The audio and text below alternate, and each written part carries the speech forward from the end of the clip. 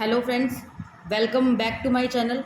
Last video में हमने chapter 2 देखा था माइक्रो इकोनॉमिक्स का, जिसका नाम था central problem of an economy. उसमें हमने टॉपिक कवर किया था सेंट्रल प्रॉब्लम ऑफ इकोनॉमी होती क्या है और कौन सी समस्याएं हैं, उनका कारण क्या है, उनके कॉजेज़ क्या हैं। अब उसी चैप्टर में एक नया टॉपिक है आगे, production possibility curve. Production possibility curve, देखिए प्रोडक्शन का मतलब होता है उत्पादन, किसी चीज़ को बनाना, और पॉसिबिलिटी का मतलब होता है संभावनाएं, यानी कि क्या क्या चीज़ें हम उसके साथ कर सकते हैं। और कर्व का मतलब होता है किसी चीज़ का डायग्रामेटिक प्रेजेंटेशन, किसी को वक्र के रूप में दिखाना। तो प्रोडक्शन पॉसिबिलिटी कर्व एक ऐसा कर्व हो गया जो हमें अलग अलग उत्पादन संभावनाएं बताएगा। So it is a curve showing alternative production possibilities. कहते हैं एक ऐसा कर्व, एक ऐसा वक्र जो हमें क्या बता रहा है, अलग अलग प्रोडक्शन पॉसिबिलिटीज़, अलग अलग संभावनाएं बता रहा है दो चीज़ों की, दो गुड्स की, दो कमोडिटी की, with the given resources. Given resources का मतलब होता है जो रिसोर्सेज हमारे पास अवेलेबल हैं, and the given technique. Given technique मतलब जो टेक्निक हमारे पास अवेलेबल हैं प्रोडक्शन के लिए। इसके और भी नाम हैं, जैसे कि production possibility boundary, production possibility frontier, या ट्रांसफॉर्मेशन लाइन, ट्रांसफॉर्मेशन कर्व, इसको इस नाम से भी बुलाया जा सकता है। अब जब हमें पीपीसी को समझना है तो पहले हमें इसकी कुछ अजम्पशन लेकर चलनी होगी। देखो इकोनॉमिक्स में कोई भी टॉपिक है वो हम रियल लाइफ एग्जांपल के साथ चलते हैं, तो रियल लाइफ जो है हमारी वो अनसर्टेन है, तो उसको समझना इजीली नहीं होता। इसलिए हमने क्या करना पड़ता है, कुछ चीज़ों की हमें अजम्पशन लेकर चलनी पड़ती है, मान कर चलना पड़ता है, अज्यूम करके चलना पड़ता है। अब ऐसे ही पीपीसी की भी कुछ अजम्पशंस हैं, जैसे कि इसमें fixed quantity of factors of production. देखो फैक्टर्स ऑफ प्रोडक्शन का मतलब होता है ऐसी चीज़ें जो प्रोडक्शन में यूज़ हो रही हैं, जैसे कि रॉ मटेरियल, मशीनरी, लेबर,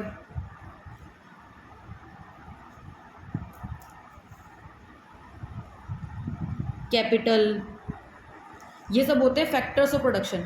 ये कहते हैं ये जो फैक्टर्स ऑफ प्रोडक्शन है ये हमारे क्या रहेंगे, फिक्स्ड क्वांटिटी में रहेंगे, यानी कि हमारे पास जो भी अवेलेबल है हमें उतनी ही क्वांटिटी में प्रोडक्शन करना है, उसके अलावा हम उसको इंक्रीज़ या डिक्रीज़ नहीं कर सकते हैं। सेकंड इसकी अजम्पशन है fuller and efficient utilisation of resources. Fuller and efficient का मतलब हो गया कि जितना अच्छे से, जितना बेटर तरीके से, जितना एफिशिएंट तरीके से हम रिसोर्सेज को यूटिलाइज कर सकते हैं, हमें उतने बेटर तरीके से यूटिलाइज करना है। अगर आप दूसरे तरीके से बोलो तो ज़ीरो वेस्टेज, यानी कि हमें रिसोर्सेज को वेस्ट नहीं करना है। उसके बाद थर्ड इसकी अजम्पशन है कांस्टेंट टेक्नोलॉजी, यानी कि हमने जो भी टेक्नोलॉजी लगाई थी, या तो चाहे हमने कैपिटल इंटेंसिव टेक्निक का यूज़ किया हो या लेबर इंटेंसिव टेक्निक का यूज़ किया हो, हमने एक मशीनरी का प्रयोग किया हो, जो भी हमने चीज़ का इस्तेमाल किया, जो भी टेक्नोलॉजी का इस्तेमाल किया है वो कांस्टेंट है, यानी कि हम उसको चेंज नहीं कर सकते। फोर्थ इसकी अजम्पशन है कि पूरी इकोनॉमी में, होल इकोनॉमी में सिर्फ दो ही गुड्स का प्रोडक्शन होता है, दो ही गुड्स अवेलेबल हैं हमारे पास। पीपीसी को समझने के लिए ये सबसे इम्पोर्टेंट 4 अजम्पशंस हैं। तो अब हम एक एग्जांपल लेकर चलते हैं, एक इलस्ट्रेशन लेकर चलते हैं। सपोज हमारे जो 2 कमोडिटीज़ थी, 2 गुड्स थे, वो थे वीट एंड क्लॉथ। हमें सिर्फ 2 ही चीज़ों का प्रोडक्शन करना है इकोनॉमी में, वीट एंड क्लॉथ। अब देखिए जो ये मैंने यूनिट्स ले रखी है, ये ले रखी है लाख टन्स में एंड 1000 बेल्स में, यानी कि जैसे 100 lakh tons, 90 lakh tons, 70 lakh tons, 1000 bales, तो इस तरह से यूनिट है।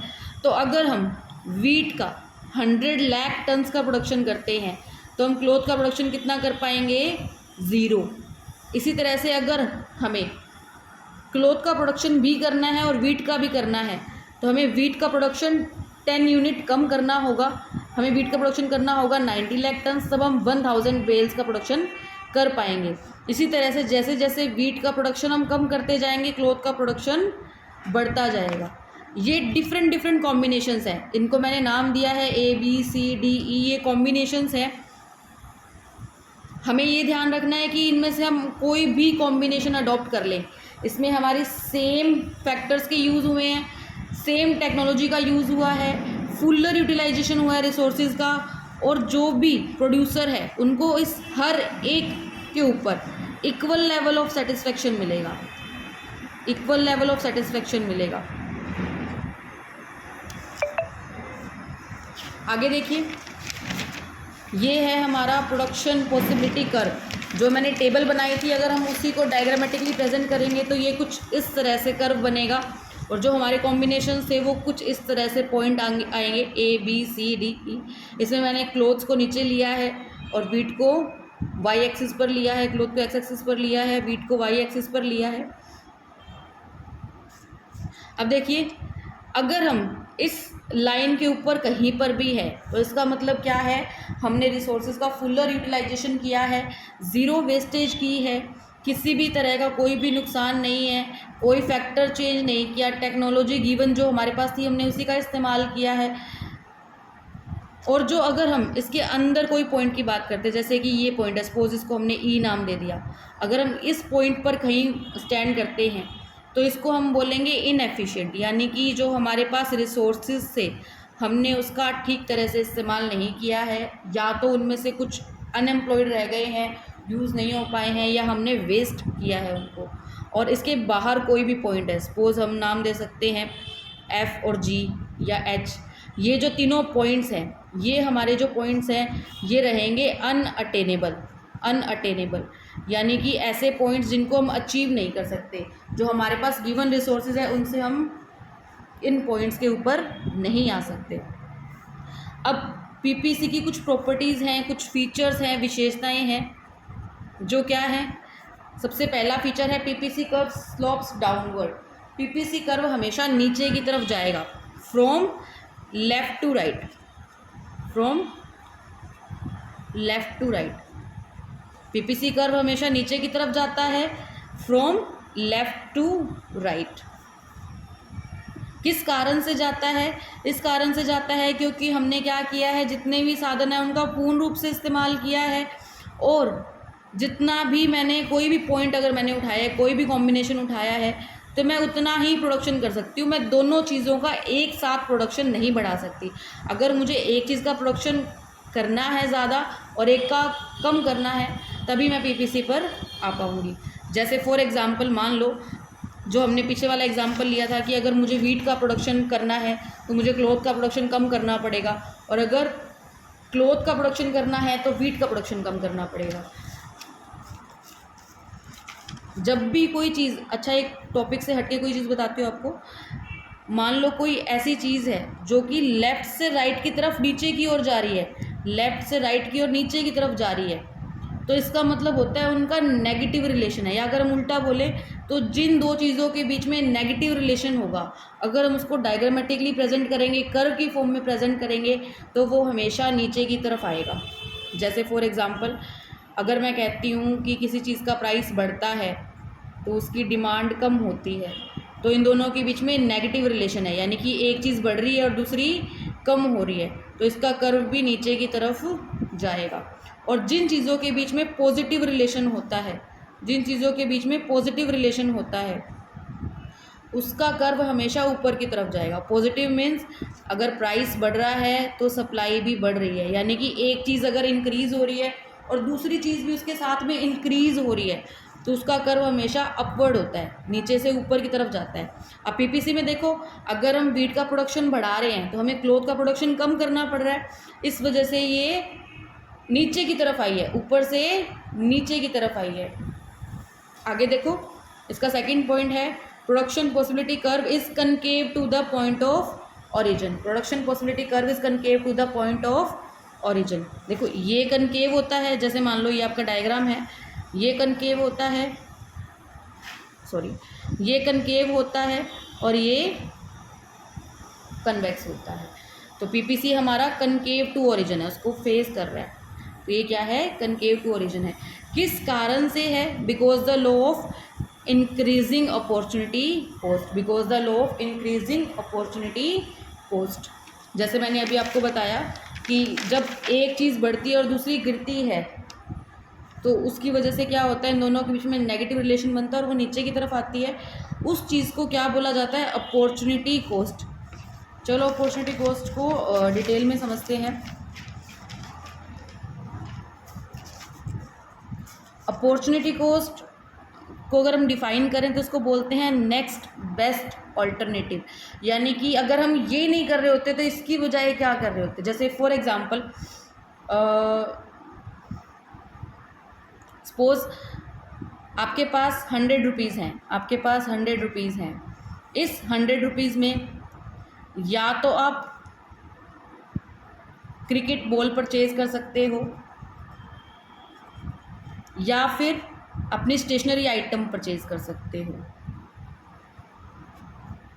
अगर हम बॉल परचेज करते हैं तो हमें स्टेशनरी को छोड़ना पड़ेगा, और अगर हम स्टेशनरी परचेज करते हैं तो हमें बॉल को छोड़ना पड़ेगा, यानी कि सेक्रीफाइस करना पड़ेगा। तो अगर मैं क्रिकेट बॉल परचेज कर रही हूँ उसके लिए मुझे क्या सेक्रीफाइस करना पड़ा, स्टेशनरी को। तो इस क्रिकेट बॉल का अपॉर्चुनिटी कॉस्ट क्या हुआ, स्टेशनरी। इसका मतलब अगर मुझे क्रिकेट बॉल परचेज नहीं करनी होती तो मेरे पास नेक्स्ट बेस्ट ऑप्शन कौन सा होता, स्टेशनरी परचेज करने का। अगर मुझे क्रिकेट बॉल परचेज नहीं करनी होती तो मुझे दूसरा ऑप्शन कौन सा होता, स्टेशनरी का।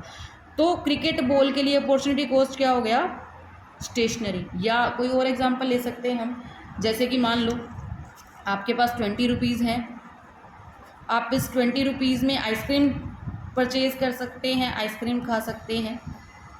या फिर आपके पास दूसरा ऑप्शन है, आप चॉकलेट खा सकते हैं। अगर हम आइसक्रीम लेते हैं तो हमें चॉकलेट को सेक्रीफाइस करना पड़ेगा, या फिर चॉकलेट लेते हैं तो आइसक्रीम को सेक्रीफाइस करना पड़ेगा। तो एक चीज़ हमें सेक्रीफाइस करनी पड़ेगी ना।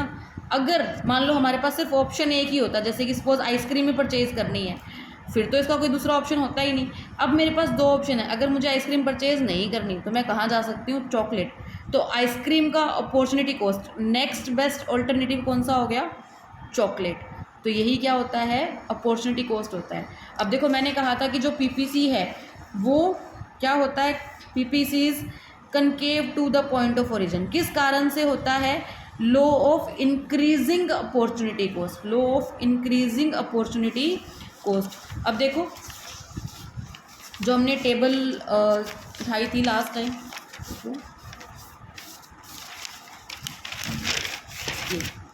ये देखो ये जो टेबल थी हमारी, अगर हम इसमें ध्यान से देखेंगे तो अगर मुझे क्या करना है, क्लॉथ का प्रोडक्शन करना है। मैं पहले 0 प्रोडक्शन कर रही थी, अब मैं अगर क्लॉथ का प्रोडक्शन करना चाहती हूँ, 1000 बेल्स मुझे क्लॉथ का प्रोडक्शन करना है, तो मुझे उसके लिए क्या करना पड़ रहा है, 10 लाख टन्स, यानी कि 10 यूनिट्स मुझे क्या करनी पड़ रही है, इसके लिए सेक्रीफाइस करनी पड़ रही है। इसी तरह से अगर मुझे क्लॉथ का प्रोडक्शन और ज़्यादा करना है, 2000 बेल्स करना है, तो अब मुझे कितना सेक्रीफाइस करना पड़ रहा है, 20।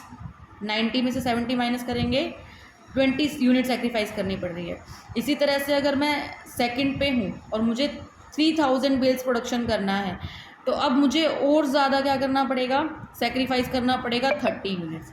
इसी तरह से अगर मुझे 4000 बेल्स ऑफ क्लॉथ का प्रोडक्शन करना है तो मैं वीट कितने पे आ जाऊँगी, 0। मैंने कितना सेक्रीफाइस कर दिया, 40 यूनिट। ये देखो ये इसका अपॉर्चुनिटी कॉस्ट ही था ना, कि अगर मान लो मुझे 1 यूनिट इसकी बनानी है तो मुझे इसके लिए 10 सेक्रीफाइस करना पड़ रहा है। अगर मैं ये 1 यूनिट नहीं बना रही होती तो मुझे क्या मिल रहा होता, ये 10 यूनिट एक्स्ट्रा मिल रहा होता है। यानी कि ये इस 1 यूनिट का अपॉर्चुनिटी कॉस्ट है, और ये क्या होता जा रहा है, इंक्रीज़ होता जा रहा है। 10, 20, 30, 40 इस तरह से ये इंक्रीज़ होता जा रहा है। तो अपॉर्चुनिटी कॉस्ट इंक्रीज़ हो रहा है, इस वजह से ये क्या था, कनकेव टू ओरिजिन था, कनकेव टू ओरिजिन था। आगे देखो अपॉर्चुनिटी कॉस्ट एंड पीपीसी, ये मैं आपको बता चुकी हूँ कि ये कनकेव किस कारण से होता है, क्योंकि हम जब एक यूनिट दूसरी कमोडिटी की बढ़ाना चाहते हैं तो हमें दूसरी यूनिट को सेक्रीफाइस करना पड़ता है, और वो सेक्रीफाइसिंग जो रेट होता है उसको बोलते हैं अपॉर्चुनिटी कॉस्ट। और अपॉर्चुनिटी कॉस्ट क्या होता जाता है, बढ़ता जाता है जैसे जैसे हम दूसरी कमोडिटी को इंक्रीज़ करते जाते हैं, उसका प्रोडक्शन इंक्रीज़ करते जाते हैं। Thanks for watching.